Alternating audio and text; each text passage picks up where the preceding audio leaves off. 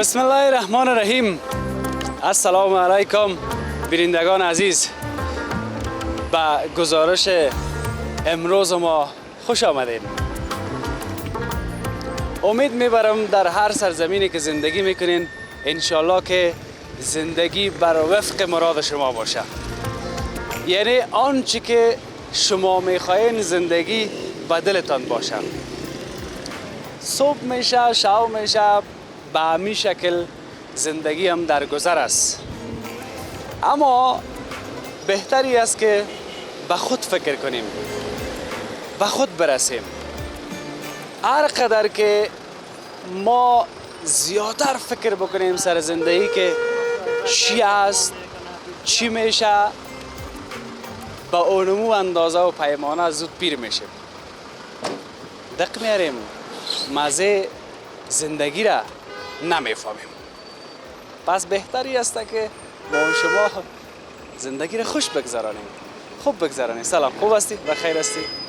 فقط کوشش بکنیم که خوش بگذرانیم. در غیر از او همین سر و ریشتان زود سفید میشه. باید این ما گفته باشم براتان که باز یک روز کل ما سر سفید و ریش سفید میشیم. اما نظر به زمان ما ایره به خاطر از این میگم که زود سر و ریش ما سفید نشه. به هر صورت ما به منطقه چندول آمدیم. در منطقه چندول آمدیم امروز یک کوچه بسیار تاریخی را میخوایم برای شما معرفی کنم. یک کوچه که تقریبا 80 سال یا 100 سال قدامت تاریخی داره. به نام میدانی آقای لیسان هم یاد میشه. اینجا که استاده هستم اونو منار با قاضی یا هم منار میلاد کابل که به این نام هم مسمى است، او قسمت است. و به این طرف موترایی را که میبینید شما از سمت سینمای پامیر از او سمت به این طرف میاین و میرن. اما اصل هدف و مقصد ما باش که از این طرف ما دور بخورم اینی رقم و اینی کوچه است. نه تنها که اینجا را کوچه آقای لیسان میگن، میدانی آقای لیسان هم میگن. ای که ای میدانی ای کسی که به نام آقای لیسان میگن این میدانی را آقای لیسان که بوده. جالب است نه؟ و بسیار زیاد قدامت تاریخی هم داره. همین کوچه است. این که چه گپ‌های دیگه داریم. وکیل صاحب پرویزی هم زنگ زدیم، او هم میآید و میخوایم امروز که این میدانی یا کوچه آقای لیسان برای شما در چندول کابل به تصویر بکشیم. آنچه که میبینید.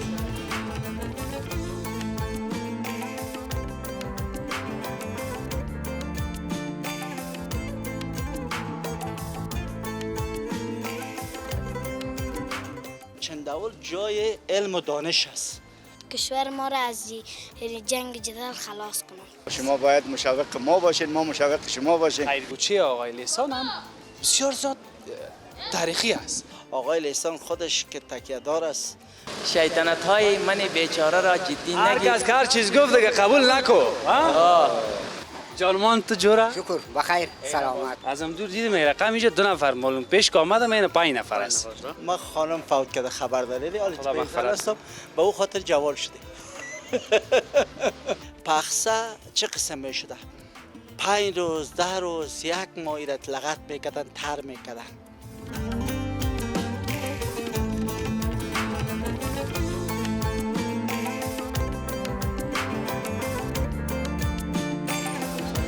سعادت من خوب است؟ دست جان جور است، بخیر هستی؟ عافیت داری؟ شما خوب هستی؟ کاکا خوب هستی؟ بخیر هستی؟ جان جور است، بخیر هستی؟ یا نه که جور هستی؟ خوش آمدین در این نای اول در سایه چندول. قربانتان، زنده سلامت باشین. باشین. ما هر وقت میایم همیشه گزارش‌های بسیار عالی، بسیار جالب تهیه میکنیم. خدا شما را خیر بده. همین از حال احوال مردم گزارش میدین. در مسئولین کسایی که به اصطلاح یگان کاری میتونه به حق مردم بکنه آگاه میشه. ما از این نظر شما تشکری میکنیم. شما را خدا خیر و برکت بده. این تا که شما ما را تشویق کنین دل ما هم جمع بشه. شما همیشه مایه دلگرمی مردم هستین. چرا این انعکاس دهنده امو درد دل مردم هستین. خدا کمتان نکنه. با عزت باشین همیشه در کنار ما. اینمی لالام کدام گفتنی داره. من اگر وقت میگم در اول گزارش ماندن باشی و سلام علیکی داریم. اگر ماندن باشی نداشته باشیم دیگه ای هم نمیشه که باز ما بگیم ما میریم طرف سوژه که انتخاب کردیم. هم دیدن شما برای ما مهمه. زنده باشین شما لطفاً زیاد است. تشکر قربانتان. اینا باید شما بفهمید که خیلی مهم است. واقعا همونطور است که ان شاء الله شما باید مشوق ما باشین، ما مشوق شما باشین که یک برنامه عالی آموزنده بر مردم تهیه شود که ببینن بیاموزن. قربان سرت. کاش که کلگی تو را آرامی گپ بزنن. ان شاء الله. خوش باشی. خب باش که لالای اون طرف چرت میزنه در چرت چی رفته؟ حافظ جان کدام گفتنی داره؟ صحتمند است. جانک جور است. نام چیز؟ اجاز الحق هستم. اجاز الحق. کجا بود کجا میره؟ خب اصلا خو ولایت کندوز هستم. همین یک چند روز میشه که میهمان آمد. میهمان است. حجیانا. خب این حالا که میهمان هستی بگو که قابلی به تیمت شوله شوربا کدامشه؟ زنده و سلامت باشی. خوشحالیت میخوایم. تقریبا بسیار شوق دیدار خودت داشتیم که ببینیم تا کندوز آمده بودین. خود دیگه البته نصیب دیدار نبود. یک پارچه شعر دارم تقدیم دوستان میکنم. امید دارم که پسند دوستا قرار بگیرن. ما با دل جان گوش میکنیم. زنده و سلامت باشی. میگه در مسیری خود هزاران پیچ و خم دارم رفیق. در مسیری خود هزاران پیچ و خم دارم رفیق. دردهای تلخ اما تازه دم دارم رفیق. دوستان بی وفا بسیار اما در این وضع. دوستان بی وفا بسیار اما در این وضع. دشمنان با وفا و هم عزم دارم رفیق. میگه شیطنت های من بیچاره را جدی نگیر. شیطنت های من بیچاره را جدی هر نگیر. کس هر چیز گفت دیگه قبول نکو. میگه شیطنت های من بیچاره را جدی نگیر. پشت این لبخندها بسیار غم دارم رفیق. یعنی که ولی از خدا قدر ما را جدی نگیرین، پشت ما گپ نزنین، به خاطر از که دل درون ما شاریده دیگه. همونطور از دیگه غلط خود چی را بر کردی؟ لب میزنم تا کس نداند راز من. همونطور یک گپ است. این فضا شاعرانه شد رفتیم مگم عزیز یاد جگرخون نشه. خدمت هستم. خدا کم نکنه. بسیار تشکر. چطور است هوا و فضای کابل برات است؟ بیخی تایت است. که رفتی رفیقان سلام. علیکم. با عزت سلامت باشین. خوش شدین بسیار ما خوش شدیم بدر. با عزت باشین. بسیار تشکر. خوش باشین. با امان خدا. با امان خدا.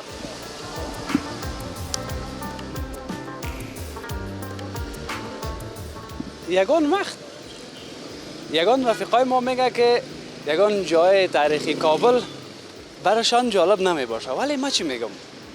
بیایم حداقل من حیث کسی که از افغانستان هستیم، من حیث کسی که در همین ملک زندگی کردیم، زندگی میکنیم یا اینجا هستیم نیستیم، برای ما معلوم باشه کوچه و پس کوچه وطن ما که چی میگذره، چی گذشته، کیها بودن، کیها هستن، کیها نیستن، یعنی این معلومات ما باید داشته باشیم. بیایم. سلام علیک. خوب هستین؟ بخیر هستین؟ جانتان جور است؟ تو باش که همینجا یک دوکانک بگویم یا دوکان بگویم؟ کدام شد؟ خورفگک بگویم. خورفگک بگویم؟ آه. بسیار خورد چرا بگویم؟ جانمان تو جوره؟ شکر بخیر سلامت. من یک کمی یاد دارم. بخیر باشید سلامت. خوش باشی. چی داری در این دوکان؟ یعنی چیزا هست بیسکویت این انرژی نمیترم. یک چیزی پیسه میبرایه و خرچ و برچ یا نه؟ والا خوبه دیگه اون جنجالای از یام زیادن کرای دولتی و مالیاتی چیزایش. چی میگی؟ یعنی که نمیمونه از فایده کم میشه؟ نه همونطور خوبه روزگار تیر میشه بس. بخیر باشی. نه شما مردم نام خدا بسیار زحمت کش هستید. این خودتون هم میفهمید. والا زحمت میکشیم دیگه در امید خدا. نسبت به دیگه قومای ما شما زیاد زحمت میکشید. والا زحمت که کلی میکشه که شاید دیگه مو مردم اینو باید بفهمید. یعنی مردم هزاره ما زیادتر زحمت میکشن. زیادتر زحمت میشه. ما دمی مندهی که میبینیم همین بارایی را که در پشت خود میبرن ولاغ یک نیم بوجی شما برده بود. آره دیگه مشکل است والا. بخیر باشی. خوش باشی. همیشه هم تو خندروی باشی. سلامت باشی. همینجا به نام میدانی آقای لسان. اشتباه نکنی. نه امیه. اینه مترس. آمی طرف. رفتیم با خود میدانی یعنی میدانی. این رفتیم. تشکر سلام. بامان خدا. بیایم که بریم میدان.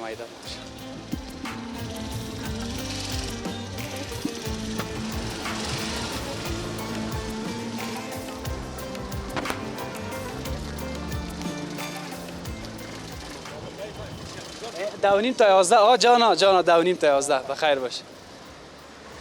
چیزی مانده به ما یا نه؟ ها؟ والا یاد رمضان بخیر در این رقم دسترخوان زیاد برابر میشدیم، اما دیر وقت بعد حالا بدون رمضان برابر شدیم. سلام برسه، کس شور نخوره از جای خود. سلام، شما خوب هستین؟ بخیر هستین؟ صحتتان خوب است بیشک. واه واه واه واه چی است؟ بامیه.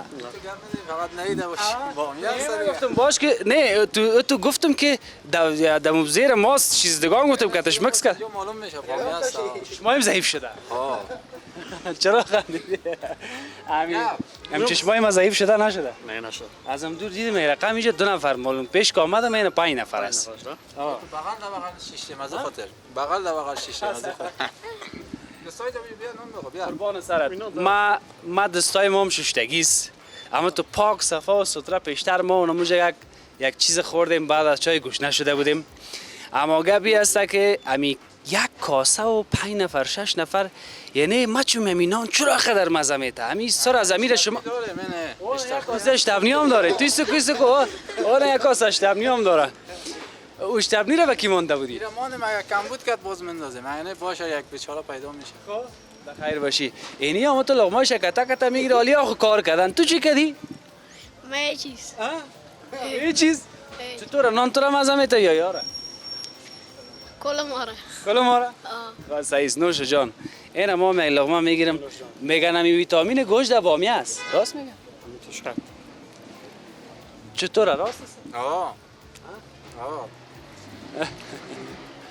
مرچ یک رقم مرچ گرفته در جانش که دیگه بدون مرچ خو نمیشه، نه؟ مرچ اشتیار باز میکنه. اما ترس بدون مرچ نانم خورده نمیشه در رمضانا. یادش بخیر که در دسترخوان برابر میشدیم، بسیار مزه میکرد. وقت کار کنیم بسیار بخشین که من لقمه قرد نکردیم یک رقم به نزاکتی نشه. وقت کار کنی زحمت بکشی باز بشینی از اول قف دست نان بخوری بسیار مزه میشه. اشتیای خوب برتان میخوایم جمعتان جمع باشه. کلگی دیگه اینجا کار میکنه، اینجا دیگه آدم بیکار نیست. نه آدم بیکار نیست، کلی کاری. همونطور است نه؟ باز کار شما سخت هم است که در گداما تا کو بالا کو همونطور است. از او کده گرانگش نیست دیم پشت یک دفعه میره. والا همونطور است. خورد کلا نرفتن. مگم جالب است که با چطور کتی بامیه و ماست بازی پوره میشه این انرژی. والا این نوبت است، یک روز بامیه است، یک روز گوشت است، یک روز برنج است، هر روز یک روز بامیه، یک روز شوروا، یک روز برنج. این تو دیگه. بازم روزی که بامیه باشه بار زیاد برند میکنی و پا. نه دیگه او گپ نیست، هر روز هم قاعده رو واسه بازو ذخیره شوروا میمونه. دیروز شوروا بود، امروز بامیه است. خوش باشین، بخیر باشین. اشتیاق خوب برتان. یه دقیقه مزاحمت کردم. بخیر باشین. بخیر باشین. نوش جان. از در کل جای نشر میشه. آریانا تلویزیون یا تلویزیون آریانا یا فیز امریک بزنین گزارش شهریمه. از این امام روزم. بسیار تشکر. باش که بیای خیلی پیاده بریم یا یاد نه شما چند تصویر ببینین که امی وکیل صاحب پیدا کنین.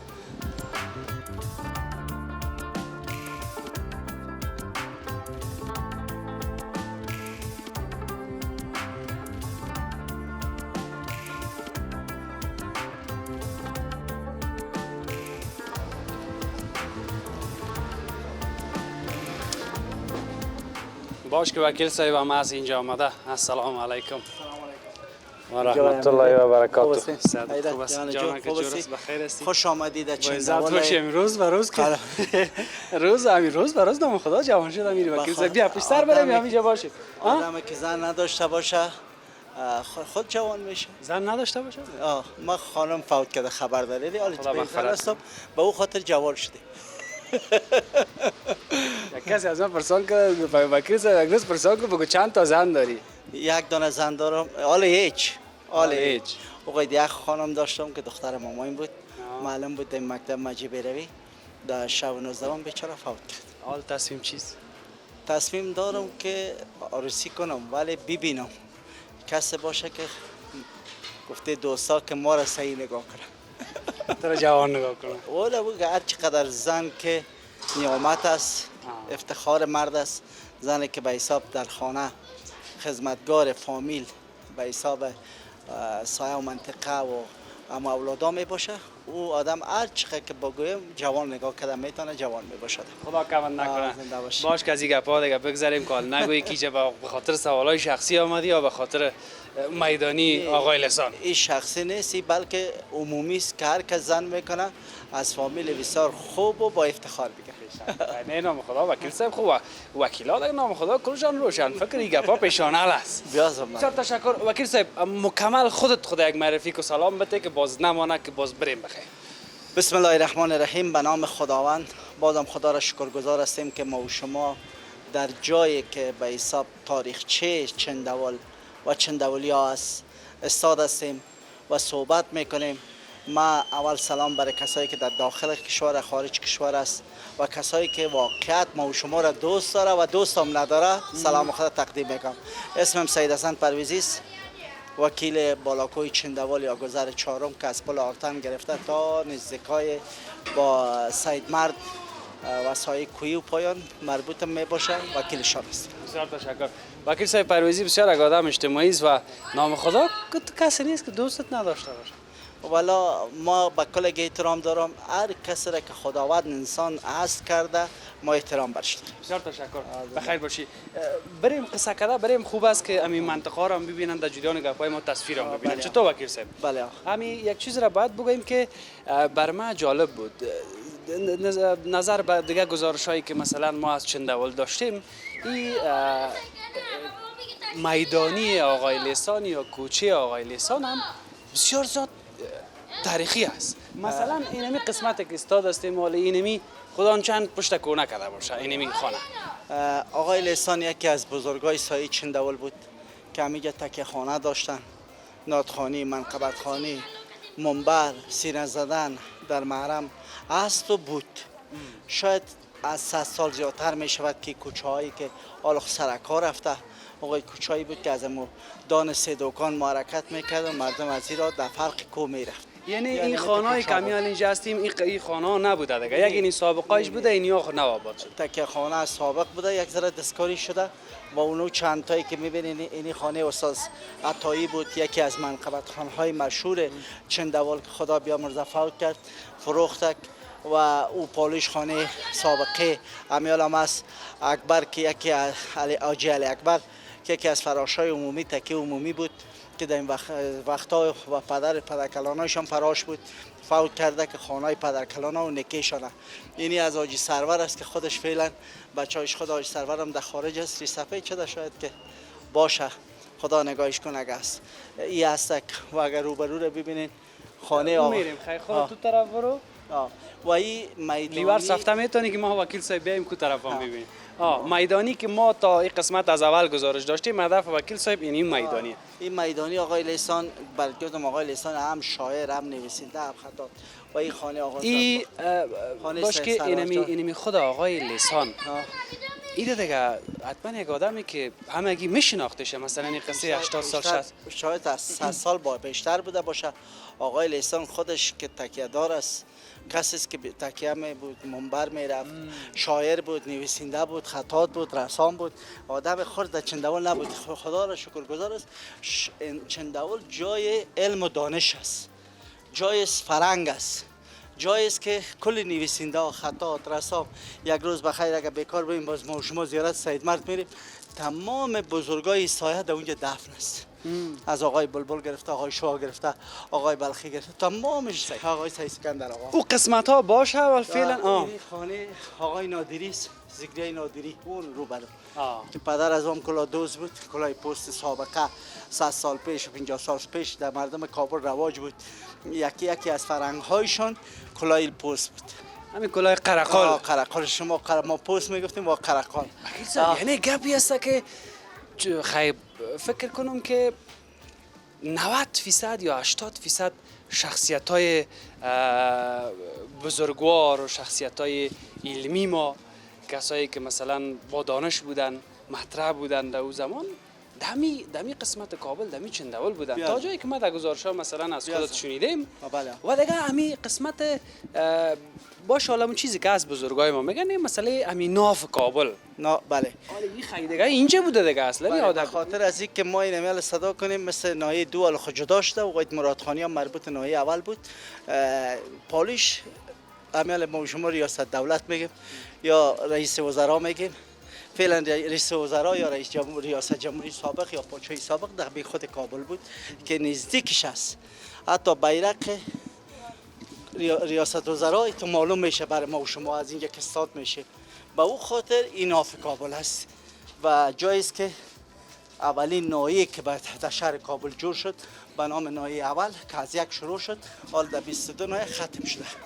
از او خاطر این ناف کابل گفته میشه. ناف کابل یعنی همین قسمت است قسمت بله. اولین نایام اولین نایام همی بود. و یک چیز دیگه هم براتون بگویم که این شهر کهنه نیست. این شهر کهنه یعنی بزرگ کلان. این که کهنه شده تکه تکه شده یا از برکتش است. یا به خاطر این خانه‌های گلی و اینا این به خاطر که یک ذره فرسوده و کهنه و از بین رفته که شده این به نام شهر کهنه میگن. اگر نه شهر کهن است.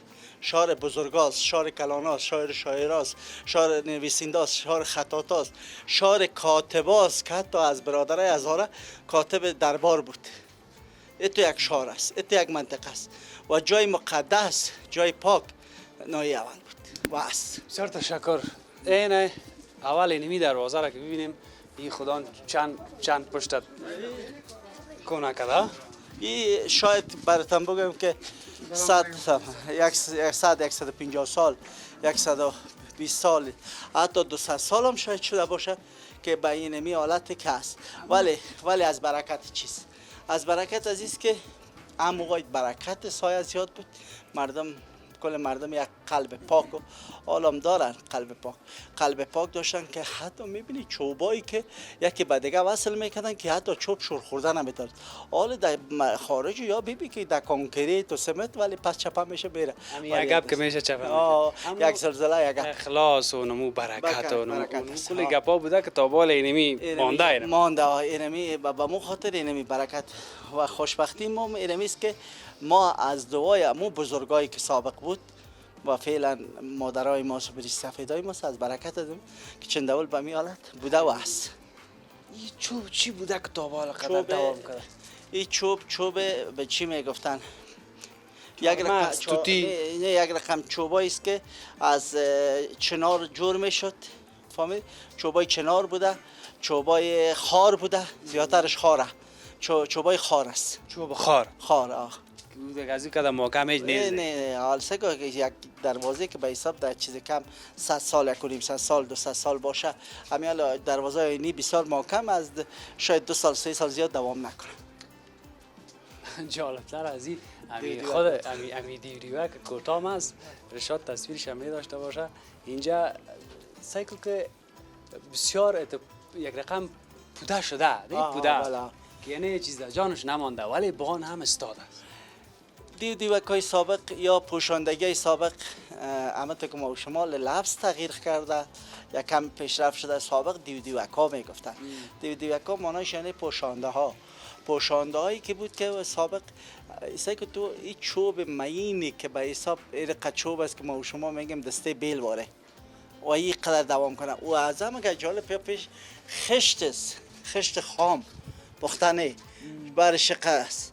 5-6 رقم خشت اینجا کار میشده. خشتای کلان بوده، اینی خشتا بوده، اینه و خشتکای بسیار معین و این دگل که میچسبونده مثل که ما و شما شرش علفی را در یک چی میزنیم دستا میچسبه یا ممتی چسبیدگیست. همون رقم آدمایشان پخته بوده وکیل صاحب. بله کاکا بودن، پخته بودن، میمون نواز بودن. رنج کم بود، غم کم بود، به حساب جنجال کم بود. اما هر کس باغوان دقم باغوانی بود، دیخان دقم دیخانی بود. همون کسی که مدیر کس به کس کار هر کس دقم کار و وظیفه خود بود. حالا خو یک ذره جنجال است که یک کار تو قرار داره تو دایروی یک ذره مشکلات زیادتر. خیر باشی. بله.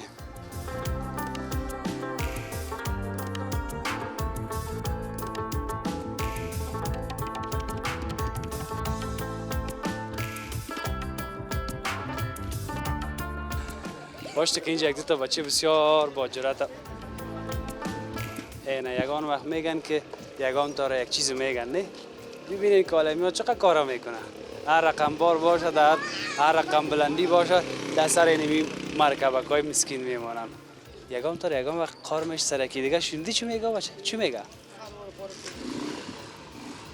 خر وارستی اما مهم است این باز در پایان ویدیو باز یک نظرتان بتین ما یگان چیزی را که میگم از واقعیت های جامعه میگم تو کدام چیز هوایی نمیگم اون را که مثلا یک گپ داره که بر شما میگم یا که شما شریک نیست خدا کمتان نکنه که همیشه حمایت میکنین اینی بچه بسیار با جرأت است چطور هستی خوب است. جانک جور است خوب است. تام خوب هستی صحت خوب است خیر. تو کلان هستی یا ای من چند سال هستی من 11 میشم. 11 میشی خودت 10. آفرین خب چی یاد دارین برای ما شعر قصه ترانه چی هیچ چیز یاد نکردیم اگر نمیخوام براتون یاد نکردی یگان چیز یاد کو بچه دیگه نه در روزه هیچ یاد نکردیم تی درای مکتب یگان چی از یاد میره که یاد میکنم یا از یادت میره چرا از یادت میره خب چی ذهنم گدوات میشه گدوات میشه چی گدواتش میکنه که اونمو رو ما بخی خفک کنیم بکشیم یه چیز است که جنگ است خلاص از ما کمی جنگ دوا این دیگه اینم چیزاست کجا هستی جنگ دار این دیگه تپه ما تپه شما بچه ها جنگ دار جنگ تو چی میکنی که جنگ ما دار قطعشان یک جنگ که میکنم یک دفع تو غالبا جنگ کردن خود جنگ تو ساتیری کنه مگه جنگ نکنی اگر بگو جنگ کردن تو بگو من جنگران نیستم من میرم خانه نه که جنگ که میکنم و من قدیم چی که جنگ میکنم سر یگان نور یک چیز ما قدیم جنگ میکنم نور خب اون سر اون نور یا بگویم نوبت یا که یگان زره یک دعا میکنم خیر منتها در قصه گپا نباش باز فکرت خراب نکنی خب به خاطر کیسه مهم است که بخیر درس را بخوانی حال کجا میری مکتب میری چند هستی 4 خب خودت 4 ماه چند سال از این کارم هستی من یک سال از این کارم هستم تام بازده 4 فکرم که یک سال اون رقمی شده نه ناکام خب ناکام خود نماندی دلم جمع باشه خب پس پیش در مکتب شامل شدی نه نه ناکام نماندم پس پیش در مکتب شامل شدن خب حالا تو به من بگو که با وصف از این که در منطقه تان بچه ها که جنگ میکنن بری درس ها را بخوانی درس ها را خلاص کردی باز دیگه میخوایی بخیر بعد از مکتب چی کارا شدی؟ اول دکتر چرا میخوایی دکتر شدی؟ به خاطر که همه مردم این چیز صحتمند بسازم آفرین خانواده ما قطعش یک جایی آفرین اینه این فکر بسیار خوب است خودت میخوایی چی کارا شدی؟ انجینیر تو چرا میخوای انجینیر شدی؟ ایتن برقی چیزا را جور کنیم آفرین نگفتی که بیا از قوی برقی سم برقا را جور کنیم که برق بیاید دقیقا چه خوب بچه خندری هستن خب اول میشی دکتر باز بعد از چی میشی پاچا چرا میخوایی پاچا شوی به خاطر که تمام دنیا را سرپا بسازم کشور ما را از جنگ جدل خلاص کنم صلح کنم آفرین جنگ و جدل نباشه رسیدیم با آخر گپ همین بزرگ مردای ما کمک توجه کنن که حتی نوجوانای ما که هنوز هیچ به پختگی نرسیدن در فکر ازیستن که میگم من پاچا شدم اول همین جنگ میکشم که جنگ خوب تکه میکنم که خودم کلمه جنگ سر ما شما بد میخوره یعنی در وطن ما رامی باشه دیگه جنگ نباشه آرزوی همه ما اینمی است نیست؟ آفرین بشکت است انشالله که پاچا هم شوی انشالله که دکتر هم شوی و انشالله که تام انجینیر شوی صحیح است؟ قبول است؟ قبول است بخیر باشی بری طرف مکتبتان برین باز پاچا که شدی باز مرا یک وظیفه خوب بدی باز دم خود ریاست جمهوری یا در خود ارگ باز هموش یک وظیفه که خوب بدی یک ماشم برای ما بدی صحیح؟ تو وقت خداوند ما زنده هستم مرده هستم تو وقت خدا کمت نکنه نه این ما امید به خداوند باید داشته باشیم امیدوار باشیم خب؟ هیچ وقت ناامید نشیم که ما زنده هستیم نیستیم مرگ از طرف پروردگار از هر وقت که آمد میاد خب همیشه بگو با هستیم زندگی میکنیم، توکل به خدا. صحیح است؟ و این ما اگر پیر زهیر بودم مقصدم اونجا یک صفاکار یک چوکیداری خو میکنم در مداخله. خب صحیح است؟ وعده است؟ وظیفه میتیم؟ برو بخیر باش. بریم دیگه، خداحافظ تا. بریم. خداحافظ. خداحافظ.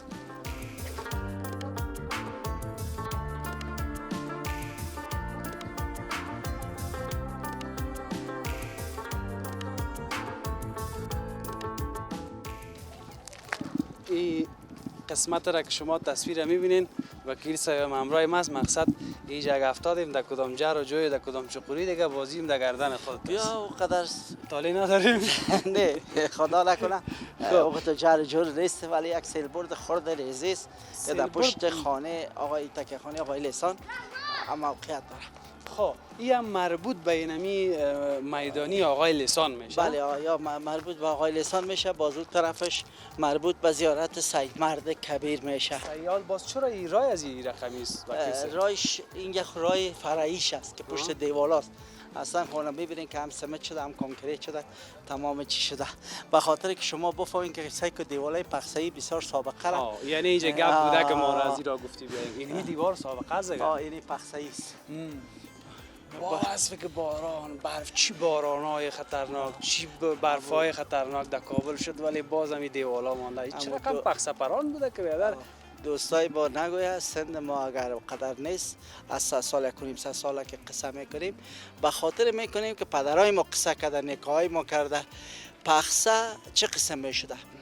5 روز 10 روز یک ماه ایرت لغت میکردن، تر میکردن، یا 10 روز یا 15 روز لغت میکردن، تر میکردن گله. بعد از گل که پخته میشد باز تو کلوله که جدایش میکردن 3 نفره و 4 نفره پخسه میزدن. دیوالای از اون خاطر بسیار محکم و قوی است. اینی هم بود گپ گل پخسایی یا دیوار پخسایی. دیوار پخسایی است که اینی خشتای سابق است دیگه، با سر از این پخسایی میزدن که بسیار محکم میامد، مثل که بسیار همینطور محکم خطرناکه که نه در باران کار داشت نه در خلاص هم کتکی و سنگکی. چند سال دیگه دوام خواهد داد؟ شاید که ما باشیم نباشیم هنوزم دوام میده. دوام میکنه، دوام داده، دوام میکنه. اگر خدا خواست. اگر باشیم یا نباشیم خب فکر میکنم از اینجا به اون طرف دیگه باید یک چی بیاریم بریم، یک تیاره بیاریم. نه میشه؟ یه ذره پیری و زهیری است. تاشو که به خاطر من میگم به خاطر دسترک خیر خود دایم گشتی، حال دسترک خامه بگردی و بفهمی که خانه‌های سابق و بزرگای ما، کلانای ما، ریش سفیدای ما چی مردایی بوده که از کجا یا میشیشتن و میخیستن و راه میرفتن. بخیر باشیم تو پایان بریم یا بالا بریم؟ نه انت بریم که به خاطر که وسو باز مربوط زیارت سید مرد. صحیح.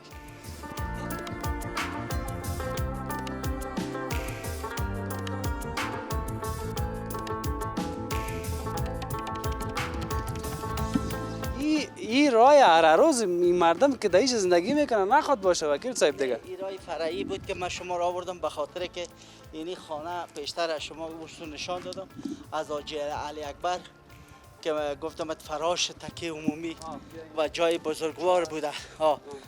از او بود. اینی از خدا ببخشه سید مصطفی پرویزی که بچهش سید داوود آقا، سید محمود آقا و دخترش استاد بسیار انگلیسی بسیار سابقه دار. این کسایی را که معرفی میکنی وکیل صاحب اینا حتما یک کسی هستن دیگه. بله خب بیشتر خب این نمیشه که بربینندای ما که باز و محمود دکتر بود که در وزیر اکبر خان بود در سابق، بسیار یک دکتر مشهور. و داوود آقا هم دکتر بود که همین جراحی و کسی که به حساب همین کارتوس یا مرمی یا چیزی که میخورد یا زخمی میشد بچه از این عملیات میکرد جور میکرد. و دختر از این آنقدر فهمیده بود، استاد انگلیسی بود که انگلیسی را مثل فارسی وارد صحبت میکرد. دو زمان عالم خارج هستن دیگه، خدا نگاهشان کنه. اگر به خاطر که خانه سید مصطفی آقای پرویزی نمیست یا هم خانه حاجی اکبر که مشهور است که در چندول همگی میشناسه، تمام دنیا میشناسیش.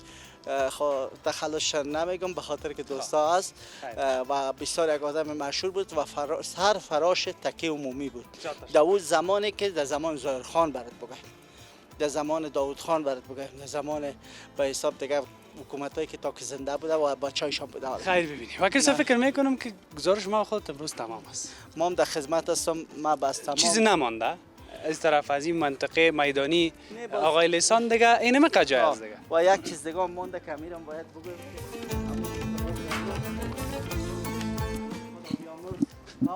آه که در ایران اونو خانه استاد پناهی یا آقای پناهی وکیل سابقه چندوال اونم روبرو بود این قسمت و کسی بود که ملا بود، کلان بود، بزرگ بود که شاعر بود، نویسنده بود که حتی میگن در ایران بهترین شاعر و طبیب است بود. ولی فوت کرده خدا بخشش شد و او خانهش بود که به حساب اونجا زندگی میکرد و کار میکرد. این پالیش خانه شیر محمد خان است که وام دمیجا زندگی میکرد. ولی استاد پناهی آدمی بود که هم وکیل بود در این وقت، در وقت زمانش هم وکیل بود، هم کلان سایه و منطقه بود. تشکر از خودت که آمدی در جای همه تو که ما و شما میگیم چندوال کهنه نیست، چندوال کهن است، بزرگ است، کلان است و هر بزرگ و کلان است یک داستان داره. این شوها باید بشینیم و داستان از قصه کنیم. به مو خاطر گزارش نویس.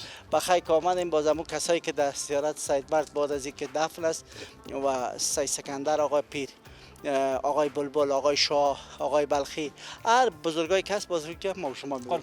جهان بسیار تشکر. خوش خیر باشید. ببینید. بسیار زنده تشکر. باشید. تشکر میکنم از شما که تا این لحظه بیننده گزارش ما بودین.